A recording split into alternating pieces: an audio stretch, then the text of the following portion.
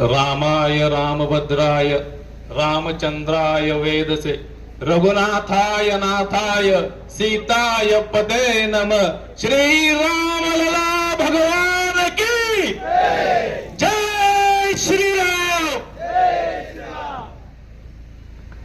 हिंदवी स्वराज्याचे संस्थापक छत्रपती शिवाजी महाराज, पुण्यश्लोक राजमाता अहिल्यादेवी होळकर, महामानव डॉक्टर बाबासाहेब आंबेडकर, नरवीर राजे उमाजी नाईक,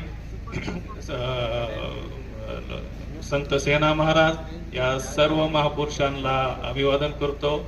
तसेच या तालुक्याचे माजी दमदार आमदार आदरणीय रामभाऊ सातपुते साहेब, तसेच भारतीय जनता पार्टीचे ज्येष्ठ नेते बाळासाहेबजी लवटे पाटील, सोपान काका नारनवर साहेब, तसेच नाताबा लवटे पाटील, नागेश वाघमोडेजी आणि सर्वच भारतीय जनता पार्टीचे कार्यकर्ते, पदाधिकारी आणि मित्रांनो,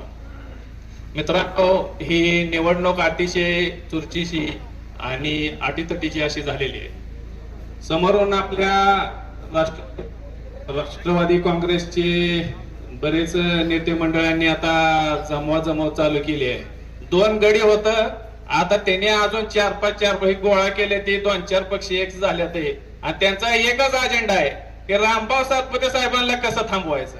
त्यांच्याकडे विकासाचा अजेंडा नाही, त्यांचा कारखाना आहे तर कधी म्हणत नाही की बाबा आम्ही महाराष्ट्रात उच्चांकीकर देऊ, तसलं भानगड काय नाही, फक्त रामभाऊ सातपुते साहेबांना कसं थांबवायचं। त्यांना मला एक सांगायचंय, तुम्ही आजपर्यंत रस्त्यांना नावं दिली, बिल्डिंगांना नावं दिली, गावांना नावं दिली, पण रामभाऊ सातपुते साहेबांनी ह्या माळशिरस तालुक्याच्या जनतेच्या हृदयामध्ये नाव कोरलेलं आहे आणि ते नाव कोणी पुसू शकत नाही। त्यामुळे ही जनता ठरवणार आहे कोणाला ठेवायचं आणि कोणाला घालवायचं। त्यामुळे मी जनतेला विनंती करतो, आपला नेता हा सर्वसामान्य घरातला आहे, तुमच्या आमच्या सारख्या सर्वसामान्य परिस्थितीतून वर आलेला आहे, गरिबीचे चटके सोसलेला हा नेता आहे, तुमची आमच्या प्रश्नाची जाण असणारा हा नेता आहे। त्यामुळे आपल्याला रामभाऊ सातपुते साहेबांचा हात बळकट करायचे, ते त्यांच्या माग थाकतीने राहायचंय। हे काय बी बोलता आणतेली, कुठं दबाव आणतेली, काय करता येत असलेलं भीक घालायचे कारण नाही। आपण आज इथं मोठ्या प्रमाणात युवक वर्ग आहे, मला युवकांना विनंती करायची की आपण तरुणांचं आता ही इलेक्शन हातात घ्यायची वेळ आलेली आहे।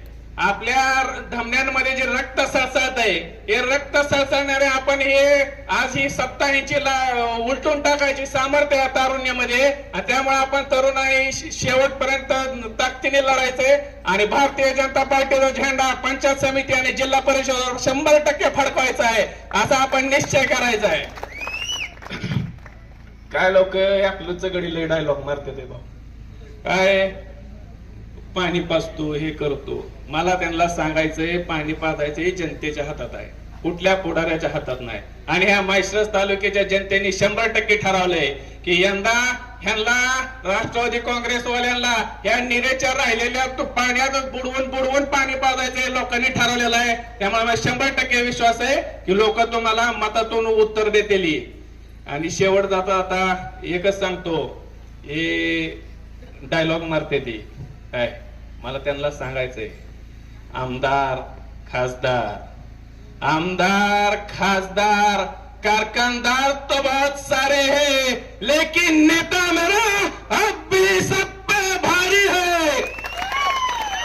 एवढेच मी विनंती करतो आणि थांबतो। जय हिंद, जय महाराष्ट्र।